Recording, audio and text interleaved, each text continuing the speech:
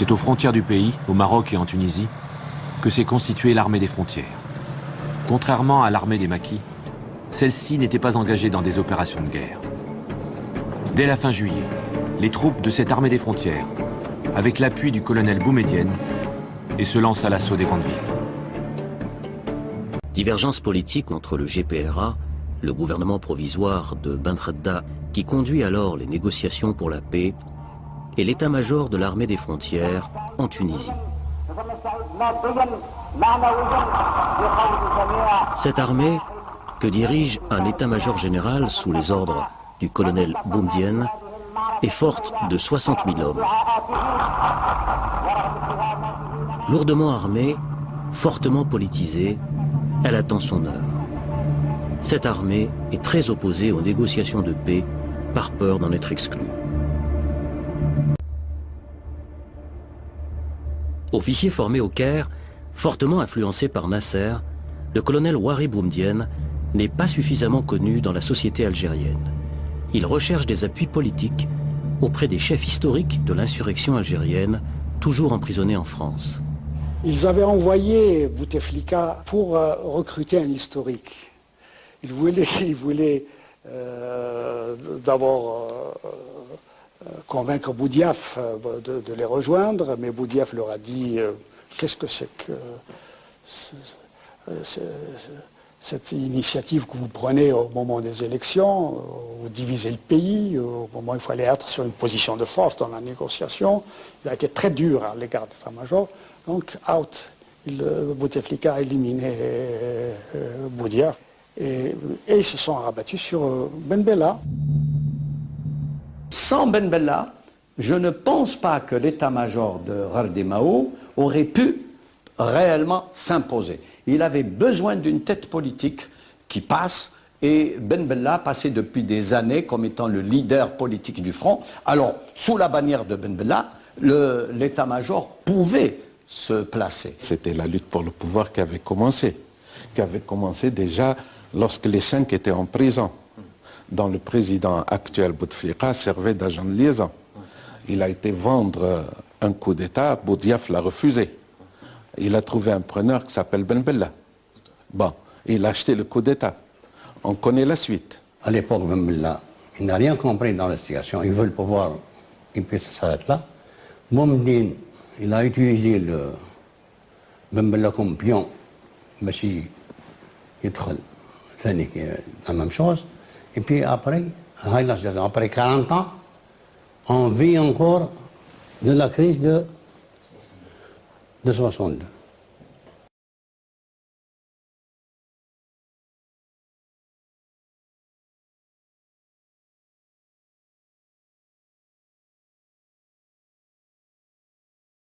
والعقيد بومدين وزيرا للدفاع ونائبا لمجلس الوزراء. En plus de la défense territoriale, notre armée aura une mission à accomplir, c'est-à-dire la participation effective à la construction de notre pays. L'Algérie, à cette époque-là, à ce moment précis, avait besoin d'une équipe d'hommes qui connaissent la réalité, qui n'a pas été déphasée, donc n'a pas été éloignée du terrain du combat, qui a connu une certaine continuité dans l'action. Une équipe qui était en mesure de dire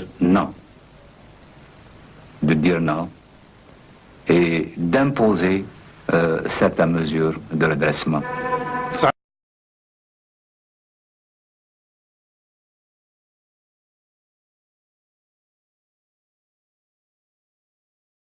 يعني في النهاية أن الجيش الذي جاء هو جيش الحدود، والجيش الذي انتصر على المجاهدين، على جيش المجاهدين هو جيش الحدود، وهذا جيش الحدود هو اللي تشكل من بعد منه الجيش الوطني الشعبي بكل ألم.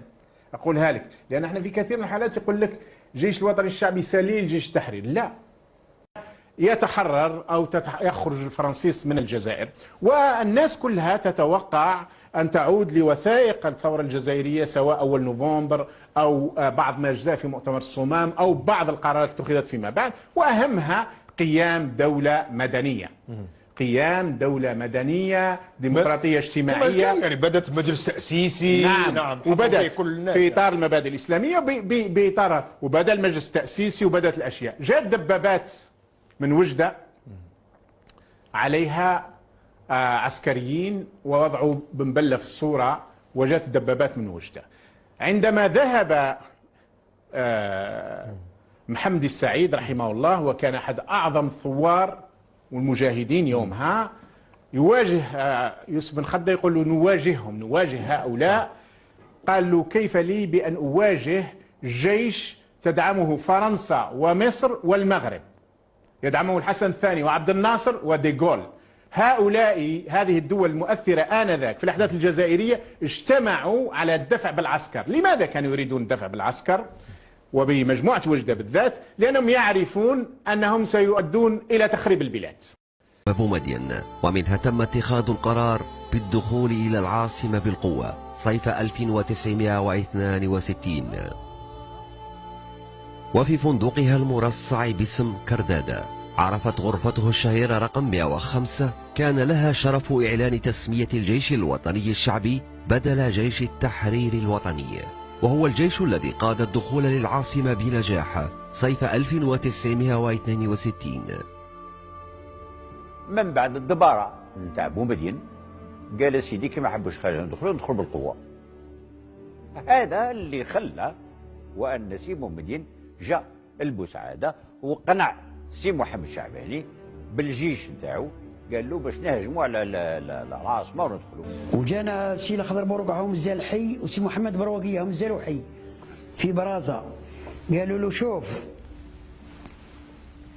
هو محمد بروقية كوماندات تاع، قالوا له تعيا تندم سي محمد وراك تشوف النتائج. اكيد تحطمونا، ولكن والله غير هذو اللي يذبحوك. وبالفعل كما سي محمد الشعباني قبل الموت قال الشيء الوحيد اللي ندم عليه هي الحكايه نتاع اللي دخلناهم للجزائر وحكموا وداروا نتاع فرنسا، وها مش راهم يديروا فينا نتاع فرنسا. قال لي هذيك الغلطه اللي درتها وما ننساهاش حتى نموت ونخلصها ولو بعمري ورحت ربح.